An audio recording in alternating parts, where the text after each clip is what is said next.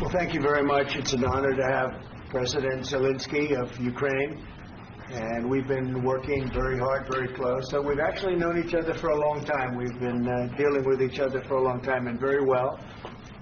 We had a little negotiation spat, but that worked out great, I think, for both countries, I think for the world, actually, beyond both countries. And we have something that is a very fair deal, and we look forward to getting in and digging and working and getting some of the rare earth. But it means we're going to be inside, and it's a big commitment from the United States, and we appreciate working with you very much. And we will continue to do that. We have had some very good discussions with Russia. I spoke with President Putin, and we're going to try and bring this to a close. It's something that you want and that he wants. We have to negotiate a deal. But we've started the confines of a deal, and I think something can happen. The big thing is the number of soldiers, mostly at this point, but soldiers being killed. They're losing thousands of soldiers. On both sides, we're losing a lot of soldiers, and we want to see it stop. And we want to see the money get put to different kinds of use, like rebuilding. And we're going to be working very hard. But we've had a lot of very good conversations. I will say until we came along, the Biden administration didn't speak to Russia whatsoever. They didn't speak to anybody. They just allowed this to continue. And I will say that, I'll say in front of you, you've heard me say it 1,000 times, if I were president, this war would have never happened. We would have had a deal negotiated for you without having to go through what you've gone through.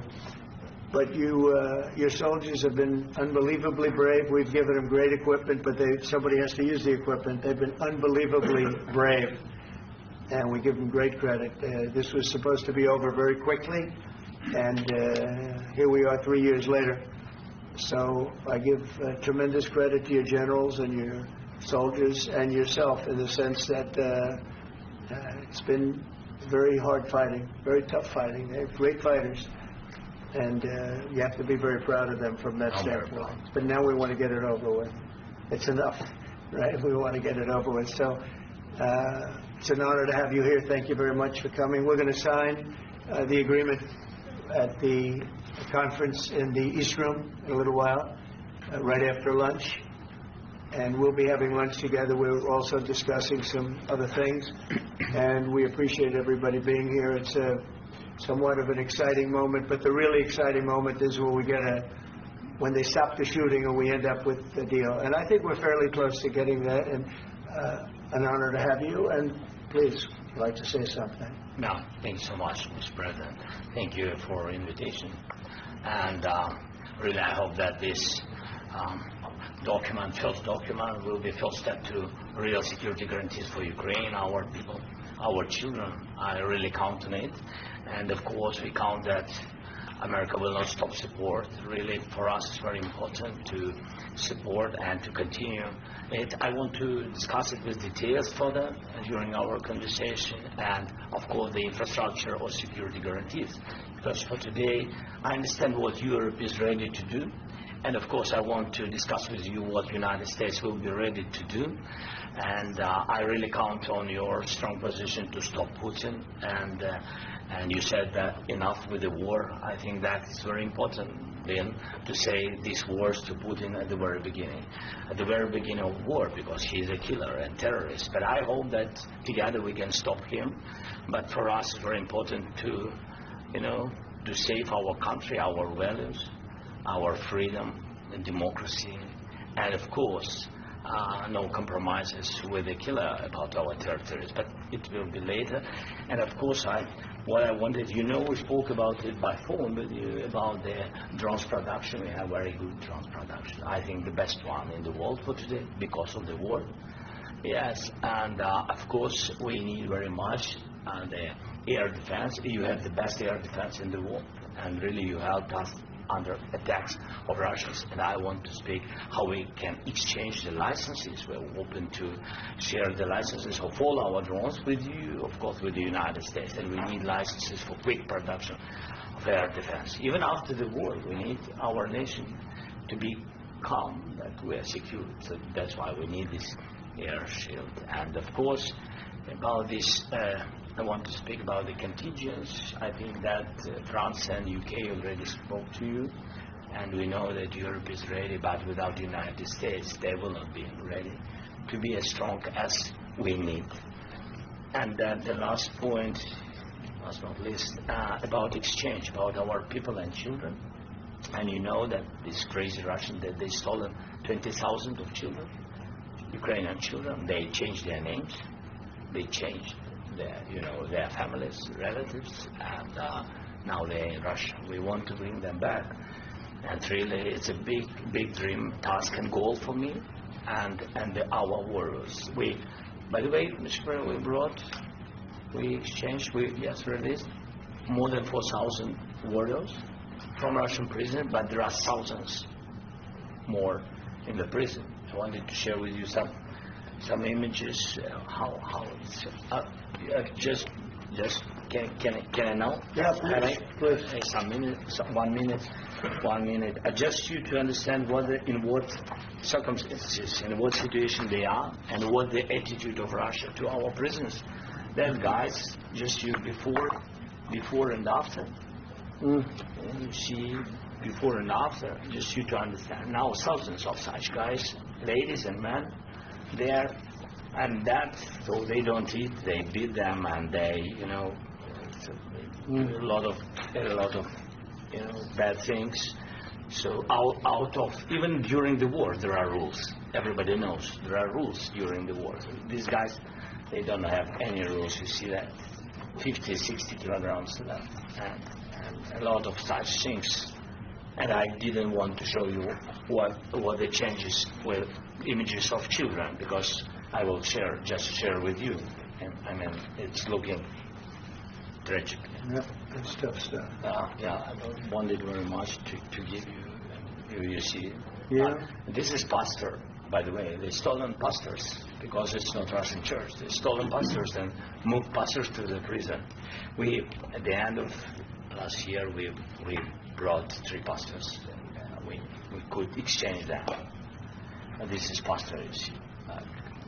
Yeah, that's tough. Yeah. So I mean, this I wanted to show you, and this. So thank you very much. We want to get that in, right? Yeah. Of course, we will. I think we will. And we have to, of course. Do you have any questions, please? Thank you, Mr. President.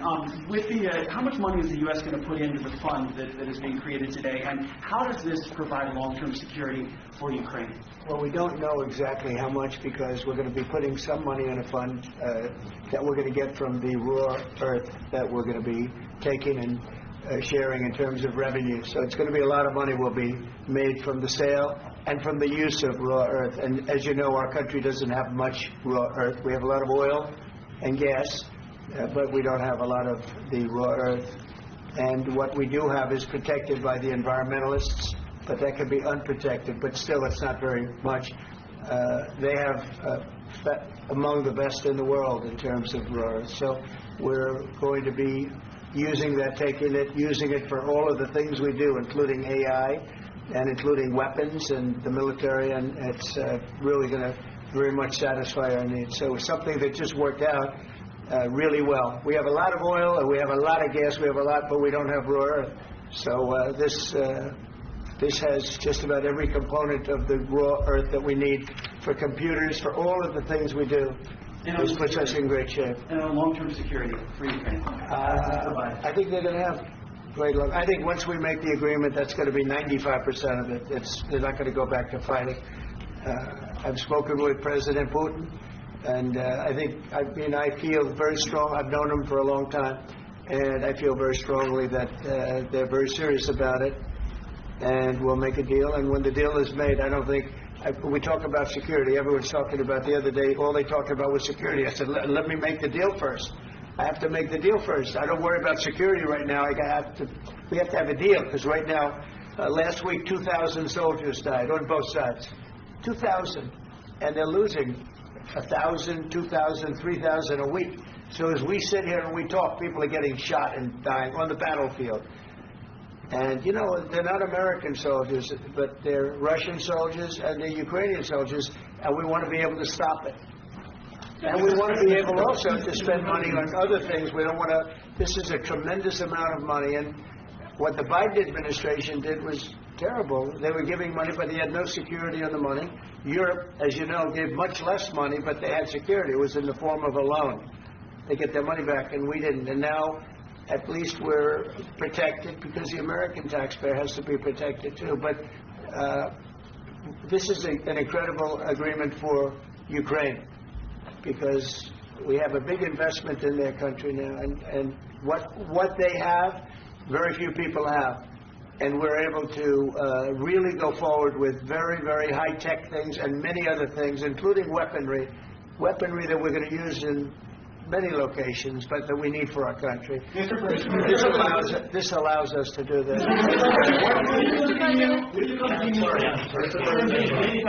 Yes, go ahead, please. If I can just, yes.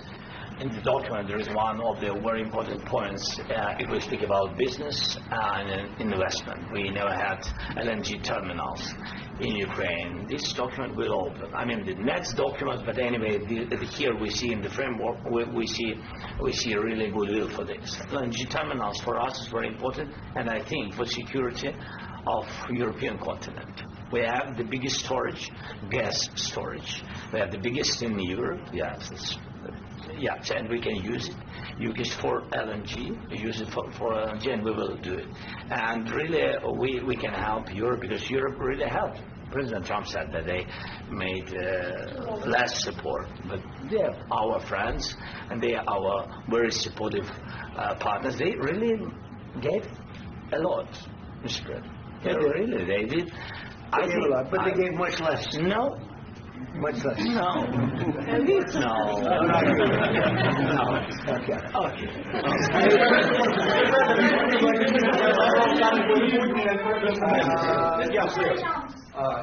Mr. President Trump, you have repeatedly called the deal with Ukraine as a historical one. And as a President of the United States, you make historical decisions in other issues which affect America and other world. So what place in the world history do you want to take? And do you associate yourself with any famous historical figures? I'd say George Washington, Abraham Lincoln. I would say I'm far superior to George Washington and Abraham Lincoln. Now, you know I'm only kidding, right? Because when I say that, the fake news is going to go wild. They're going to say he considers himself to be better than Washington. But you never know. You never know. I don't compare myself to anybody. I'm here to do a job. We've had a great 35 days or whatever it might be, a month, a little more than a month. We've accomplished tremendous amounts. Not only this would be a very great achievement if we could get the war stopped and get them back to normalization. I think that's going to happen. We've had very good talks on both sides, as you know. But I think we've done a very good job, just generally. If you look at all of the things we've done in 30 days, they're saying there's never been a opening for a president. The first month, there's never been a first month like we've had.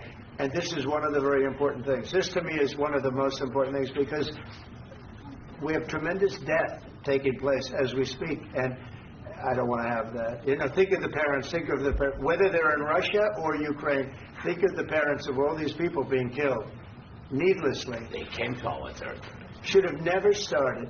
This would have, if I were president, this would have never started. Will you continue sending military aid to Ukraine after the U.S. signs this agreement with Ukraine? Yeah, we're going to be continuing. President Zelensky, do you feel like the U.S. is on your side? That the President Trump is on your side at this moment? What do you think? He wants to know, do you think that, sort of a stupid question. I guess we wouldn't be here if I wasn't. I think that the United States on our side from the very beginning of occupation, and I think that President Trump on our side, and of course, I'm sure that the United States President will not stop support. This is crucial for us. It's important for us. Yes. And Putin, the president speaks about the people and the soldiers which are dying, but they came to our territory, they came to our land. They began this war, and they have to stop. And I think this is the question, with really the most important question.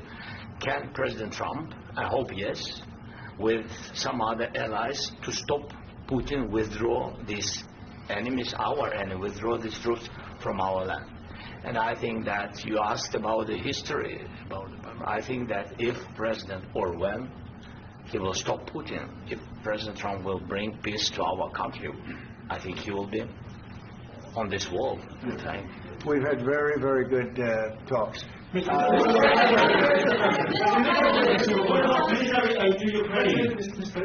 Zelensky just said that there will be no compromises with Vladimir Putin.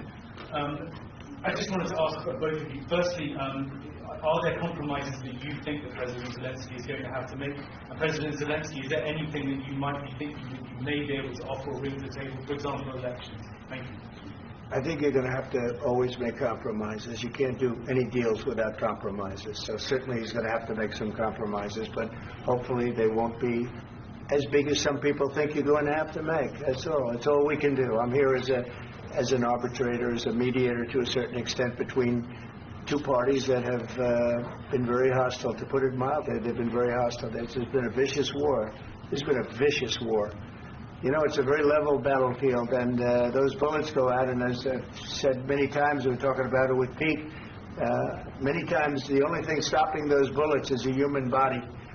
And in the case we're talking about, generally young human bodies are stopping a lot of bullets. It's dead level. That's why it's great farmland. It's great land. It's great farmland, but there's very little protection against the bullets that are being, and other things that are being shot. So all I can do is see if I can get everybody at the table and get an agreement. I think we're going to end up with an agreement. Otherwise, I wouldn't probably be even here today. Mr. President, I've got two questions for you. You think ultimately your legacy will be the peacemaker and not the president that led this country into another war and ended foreign wars? And I've got a question. I hope it will. I mean, I hope I'm going to be remembered as a peacemaker. This would be a great thing if we could do this. I'm doing this to save lives more than anything else. Second is to save a lot of money, but I consider that to be far less important. So I hope I'm going to thank you, Brian, for that question. It was a nice question.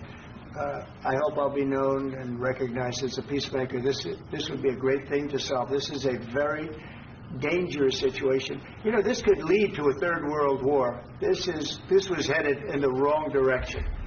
If this election were lost, if we didn't win this election, and we won it by a lot, that was a mandate. We won every swing state. We won the popular vote by millions and millions of votes. We won everything. The districts, you look at the areas of red, take a look at a map. This was a big mandate, and this was one of the things. I said, we're going to get this thing settled. If we didn't win, I think this could have very well ended up in a third world war, and that would not have been a good situation. What was your second question? And my second question for President Zelensky now. Why don't you wear a suit? Why don't you wear a suit? You're the highest level in this country's office, and you refuse to wear a suit. Just want to see if do you own a suit? Yeah, problems. A lot of Americans have problems with you not respecting the dignity of this office. I will wear a costume after this war will finish. Okay. Yes, maybe something like yours, yes. Maybe something better, I don't know. We will see. Maybe something cheaper than, yeah. Thank you. Thank you, President Trump. You said yesterday that are you going to send more arms to Ukraine in case there's no peace? Yeah, we're going to have arms to Ukraine, yeah, sure. Hopefully I won't have to send very much, because hopefully we're going to have it finished. We're looking forward to finishing this quickly. We're not looking forward to sending a lot of arms. We're looking forward to getting the war finished so we can do other things. But we very much appreciate the agreement, because we needed what they had, and we're treating, our country is now treated fairly. Biden didn't do that. He didn't know what the hell he was doing. This should have never happened. This should have never started. But you know, sure, the answer is yes, but hopefully we won't have to send much, because I'm looking forward to getting it done quickly, very quickly. Does that mean provide security guarantees, Mr. President? I don't want to talk about security yet, because I want to get the deal done. You know, you fall into the same trap like everybody else. A million times you said over and over, I want to get the deal done. Security is so easy. That's about 2% of the problem. I'm not worried about security. I'm worried about getting the deal done. The security is the easy part. Security is very nice. Everybody stops shooting. And now will Europe put people there? I know France is going to. I know the UK is going to. I know other countries are going to, and they happen to be right next door. We haven't committed, but we could conceivably. You know, we have security in a different form. We'll have workers there digging, taking the raw earth so that we can create a lot of great product in this country. So in that sense, you have something, but we haven't determined that yet. I will say, in speaking to France and in speaking to, and they were here, as you know, last week and just the other day, they have committed to a lot of security. I don't think you're going to need much security. I think once this deal gets done, it's over. Russia's not going to want to go back, and nobody's going to want to go back. When this deal ends, I really believe this deal is going to be over. Yeah, please go ahead. Go ahead. Mr. President, thank you. You had President Macron and Keir Starmer at the White House this past week, both of whom praised your courage and conviction to lead the pathway towards peace. Yes. Part of that involved, though, re-engaging in Russia in diplomatic relations, something that previous leaders lacked the conviction to do so. What gave you the moral courage and conviction to step forward and lead that? Well, I love this guy. Who are you with? One American News, sir. Well, that's why I like him. One American News does a great job. I like the question. I think it's a very good question. It's a pathway to peace. It's a pathway to getting something solved. And I feel that as the head of this country, I have an obligation to do that. Plus, you know, we're very much involved. We got involved. It's too bad we got involved, because there should have been no involvement, because there should have been no war. And there shouldn't have been October 7th. That would have never happened. As you know, Iran was broke. They had no money to give to Hezbollah. They had no money to give to Hamas. They were stone cold broke. And then under Biden, they became rich as hell. They went from no money to $300 billion in a period of 4 years, and they gave a lot of that money away, and you see what happened, and that's a real mess also that we hope to be able to solve. But no, I appreciate your question very much. I feel I have an obligation to try and do something to stop the death. If I can answer, sorry, please. And I do like your clothing, brother. Yeah, really? Even though I think he's a great guy, by the way. But I don't know if you two like each other. But you know what? I think I like this guy. I think he's dressed beautiful. So I have more serious things than answer on side questions. I will answer on more serious questions if I can. Yeah. So please, about security guarantees and about the ceasefire. We can't just speak about ceasefire and speak. It will not work. Just ceasefire will never work, because I'm like the president. I have this experience, and not only me. Ukraine before my presidency, from the 2014, Putin broken 25 times. 25 times he broken his own signature. 25 times he broken ceasefire. But he never broke to me. He never broke to me. No, you were the president. You were the president during. He never broke to me. In 2016, you've been the president, Mr. President. You've been the president, but he had, of course, not with you, but he had during those periods. He had conversations with our side, and we had Normandy format. You know, the France, Germany, Ukraine, and Russia, and he broken 25 times. That's why we will never accept just ceasefire. It will not work without security guarantees. Security guarantees, maybe President is right about this document and other, but this document is not enough. Strong army is enough, because his soldiers afraid, Putin's soldiers afraid of our soldiers when we're strong enough. If we are not strong enough, if we are empty, if our storage is empty, we can't defend our land. Today, you know, he knows that we have, all the world knows that we have meeting, yes? Why he's using ballistic? Putin today using ballistic on our hospitals, schools, and etc. Ballistic. So he knows that we are here and that President Trump is really have goodwill to stop this war. And you hear now the president. So why he's using? So he doesn't want to stop. He doesn't want. But I hope that we will do it. Really, we'll do it. Security. When we speak about security guarantees, when the Europeans are ready for contingents, they need USA backstop. If there will not be United States, we will not never have any contingents, strong contingents from the Europeans, because they don't want to divide alliance connection between the United States and the main and strongest ally and Europeans. And this is crucial. This is important. That's what we want to speak about very much. This is very important. And air defense. So air defense, really, we have big deficit with all these systems, and we need to provide this. We need it very much. Otherwise, Putin will never stop, and will go further and further. He doesn't want. He hates us. You know, it's not about me. He hates Ukrainians. He thinks that we are not a nation. He thinks, and he shared these thoughts. I think maybe with your team also. I don't know, but with all the Europeans, in media, officially and not, he always said that there is no such country, such nation, such language, and such life like Ukrainian. No, he really doesn't respect all the Ukrainians, and he wants to destroy us. And you are right, Mr. President. That's 2%. This document, maybe other documents, it's a very good start, very good, but it will not enough to stop this person. Should Russia take control of Ukraine? This is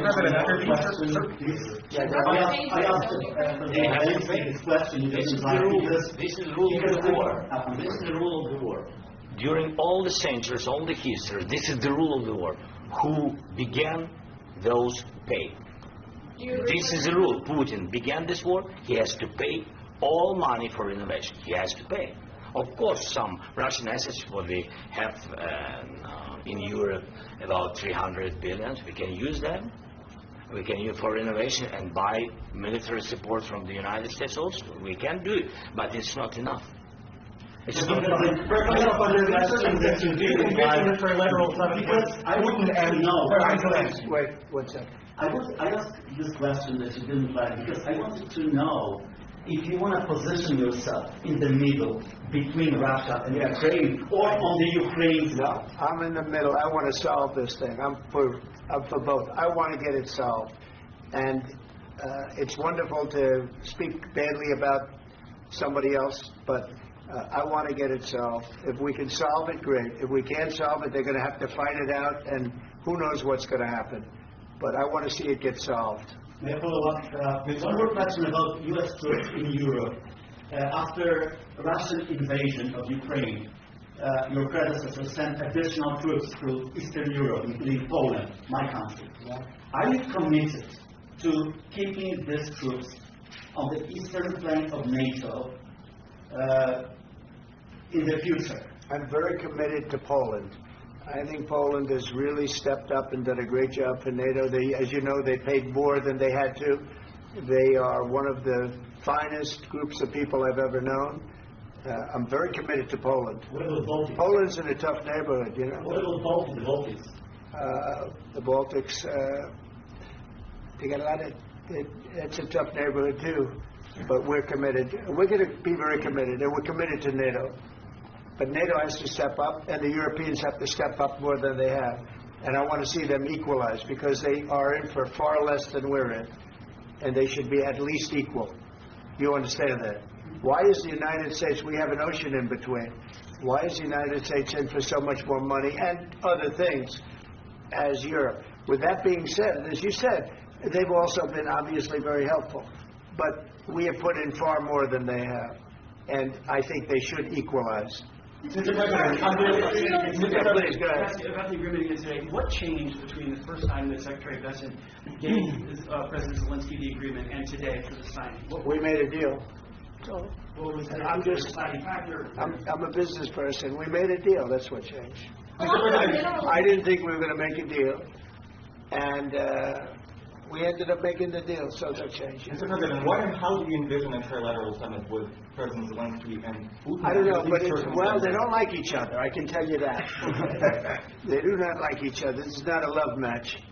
And it's unfortunate. That's why you're in this situation.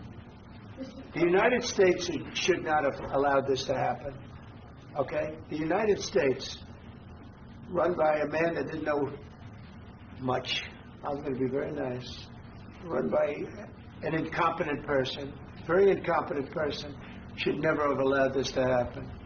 I've stopped wars. I've stopped many wars. When people will tell you, I stopped wars that nobody ever heard about. I stopped wars before they ever started. You can look at some of, I could give you a lot of nations that would tell you right now they were probably going to war. I could tell you right now there's a nation thinking about going to war on something that nobody in this room has ever even heard about. Two smaller nations, but big, still big. And I think I've stopped it. But this should have never happened. Sorry, just a second. About any negotiations. First of all, I want really to tell you, and I think that everybody understands that Ukraine, more than Ukrainians, nobody wants to stop this war.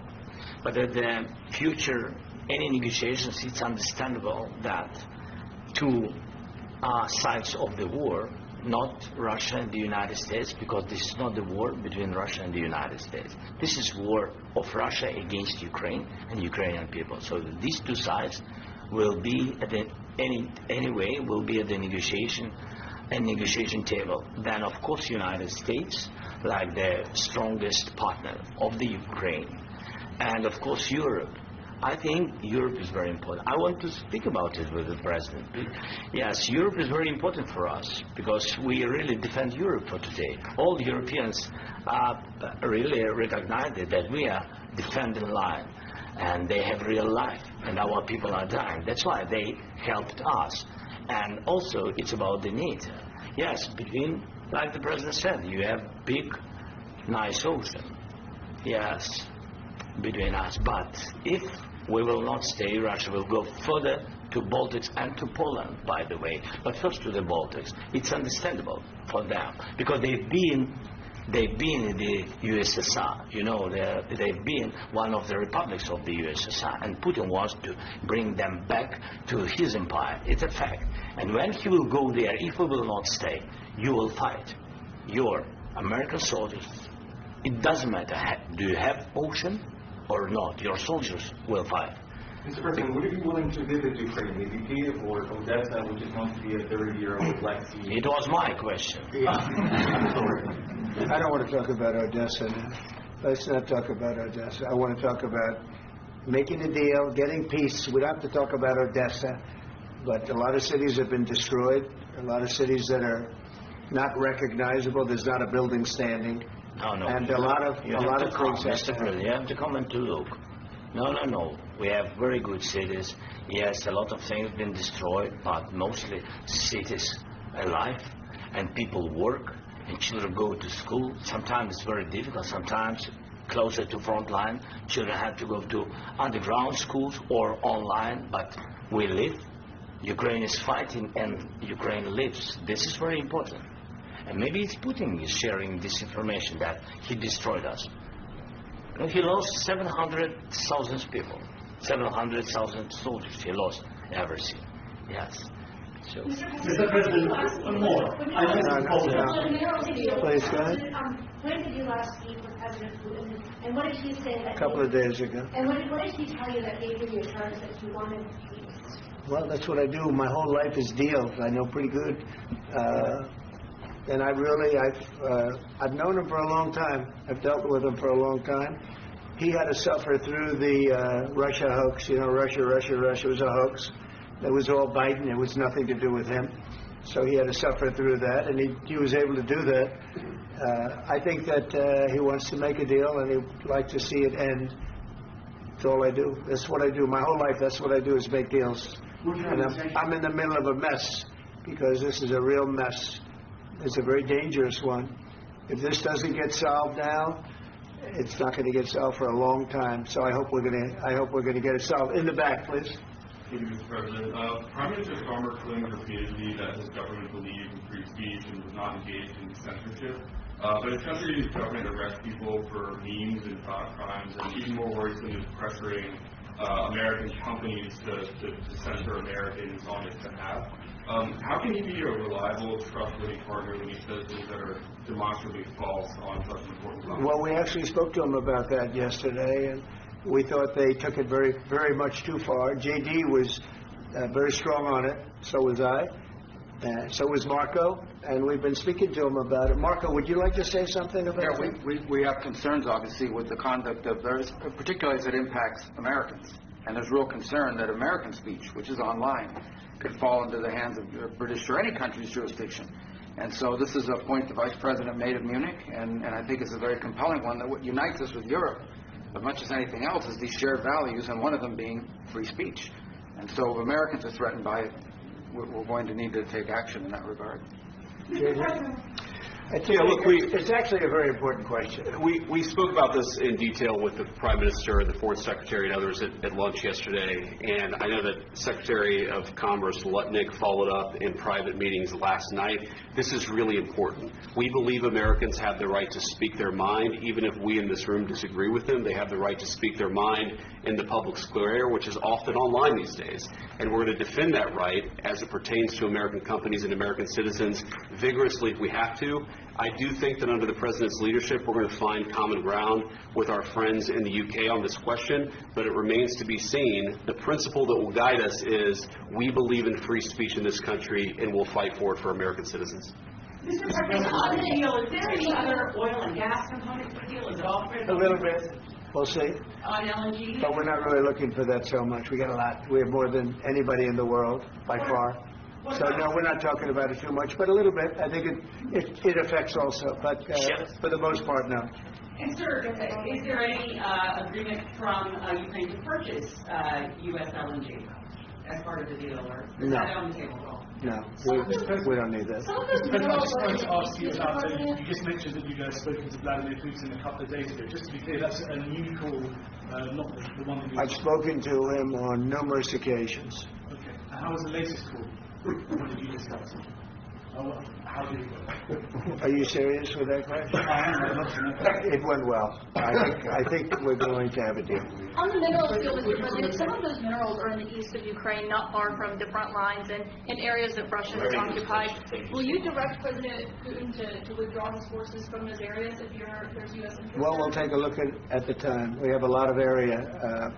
It's a very big area we're talking about, so we'll take a look. I'll study that, and I'll see. And who would protect those minerals if they are U.S. interests? Would that be Ukrainian forces? They'll be protected. The agreement will protect them. The agreement, yeah, we're signing an agreement.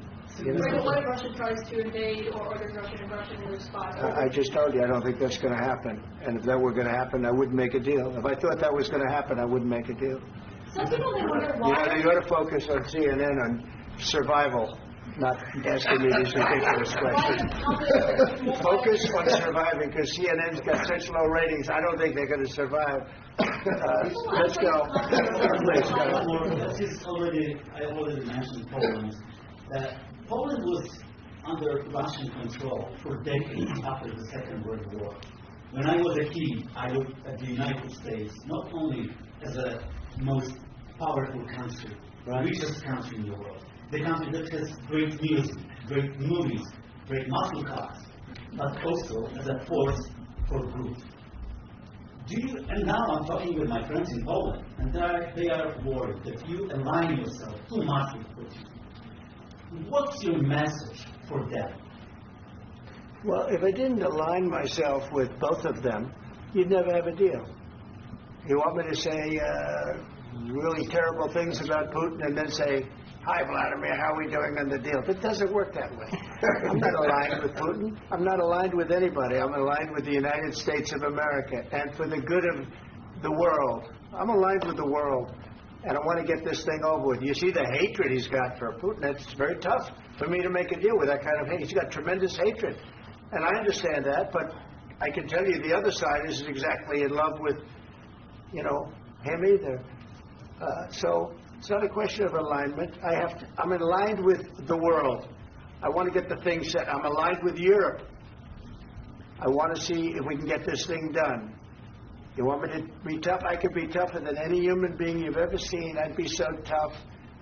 But you're never going to get a deal that way, so that's the way it goes. All right, one more question. I will respond to this. So look, for 4 years in the United States of America, we had a president who stood up at press conferences and talked tough about Vladimir Putin, and then Putin invaded Ukraine and destroyed a significant chunk of the country.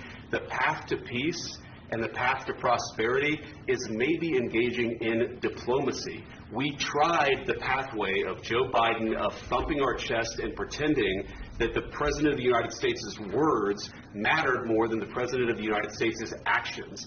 What makes America a good country is America engaging in diplomacy. That's what President Trump is doing. Can I ask you? Sure. Yeah? Yeah. Okay.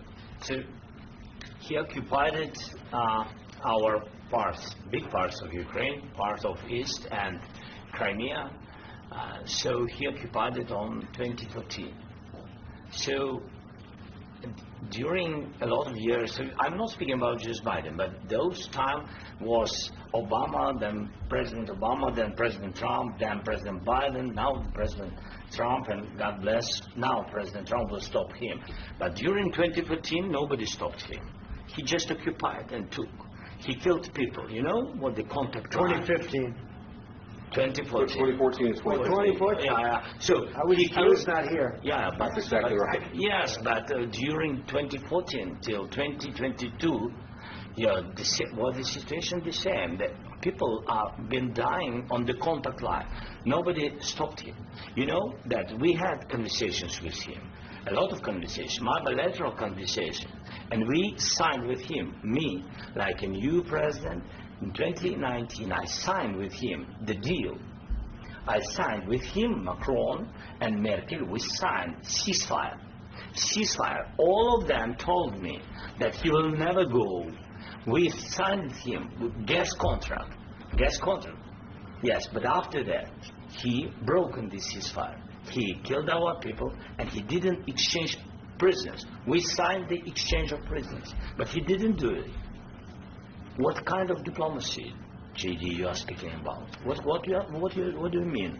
I'm talking about the kind of diplomacy that's going to end the destruction of your country. Yes, but if Mr. President, with respect, I think it's disrespectful for you to come to the Oval Office and try to litigate this in front of the American media. Right now, you guys are going around and forcing conscripts to the front lines because you have manpower problems. You should be thanking the President for trying to bring it into this conflict. Have you ever been to Ukraine that you say what problems we have? I have been to. I've actually watched and seen the stories, and I know what happens is you bring them on a propaganda tour, Mr. President. Do you disagree that you've had problems bringing people into your military? And do you think that it's respectful to come to the Oval Office of the United States of America and attack the administration that is trying to prevent the destruction of your country? A lot of questions. Let's start from the beginning. Sure. First of all, during the war, everybody has problems. Even you, but you have nice ocean and don't feel now, but you will feel it in the future. God bless. You don't know that. God bless. God bless. You will not have war. Don't tell us what we're going to feel. We're trying to solve a problem. Don't tell us what we're going to feel. I'm not telling you. Because you're in no position to dictate that. That's exactly what you're doing. You're in no position to dictate what we're going to feel. We're going to feel very good. We're going to feel very good and very strong. You will feel influence. You're right now not in a very good position.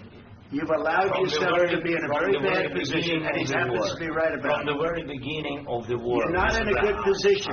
You don't have the cards right now. With us, you start having cards. Right now, you don't. You're playing cards. You're playing cards. You're gambling with the lives of millions of people. You're gambling with World War III. You're gambling with World War III. And what you're doing is very disrespectful to the country, this country, that's backed you, far more than a lot of people say they should have. Have you said thank you once? This entire meeting? No, in this entire meeting, have you said thank you? You went to Pennsylvania and campaigned for the opposition in October. Offer some words of appreciation for the United States of America and the president who's trying to save your country. Please, you think that if you will speak very loudly about the war, you He's can... not speaking loudly. He's not speaking loudly. Your country is in big trouble. Can I Wait a answer? minute. No. You've done a lot of talking. Your country is in big trouble. I know. You're not winning. I know. You're not winning this. You have a damn good chance of coming out okay because of us. Mr. President, we are staying in our country, staying strong from the very beginning of the war. We've been alone, and we are thankful. I said thanks You haven't in been this alone. cabinet. You haven't been alone. In this We cabinet. gave you, I your said stupid thank- president, $350 billion.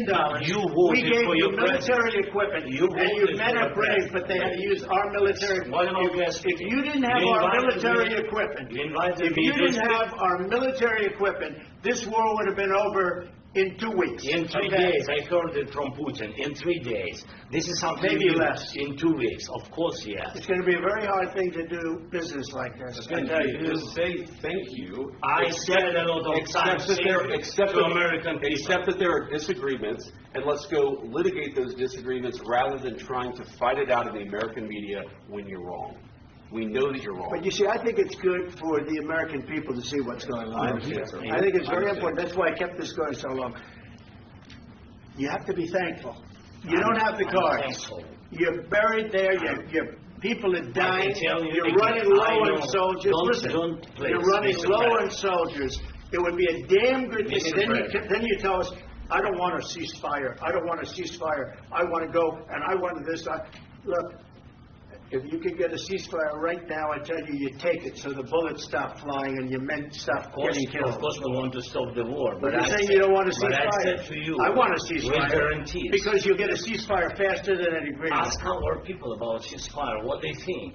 That wasn't Doesn't with matter me. for you what- That what wasn't is- with me.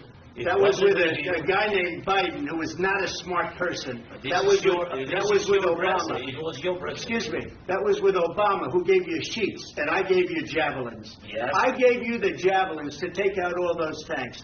Obama gave you sheets. In fact, the statement is Obama gave sheets and Trump gave javelins. You got to be more thankful, because let me tell you, you don't have the cards. With us, you have the cards.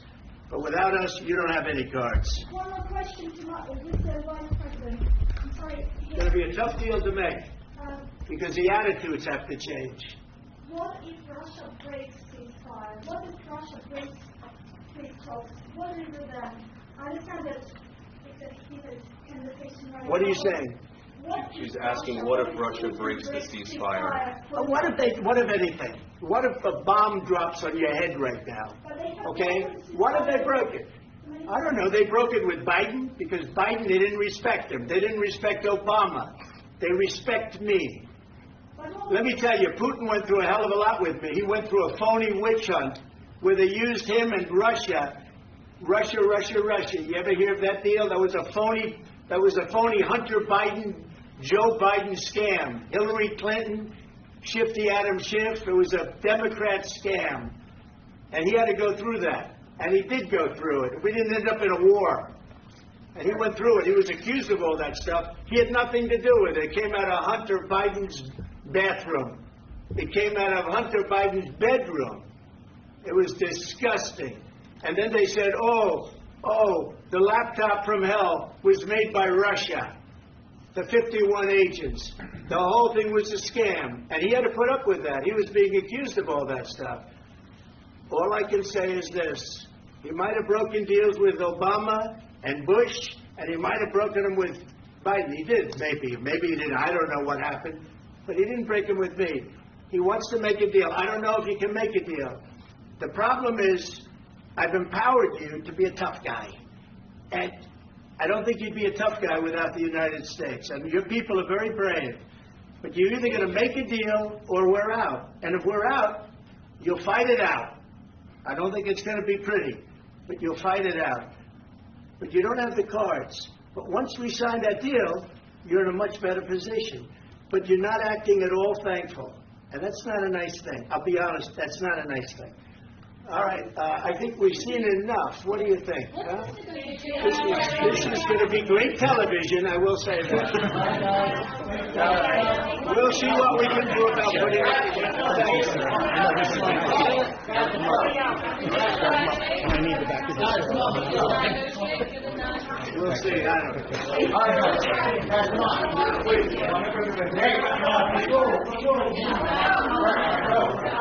Guys, come on.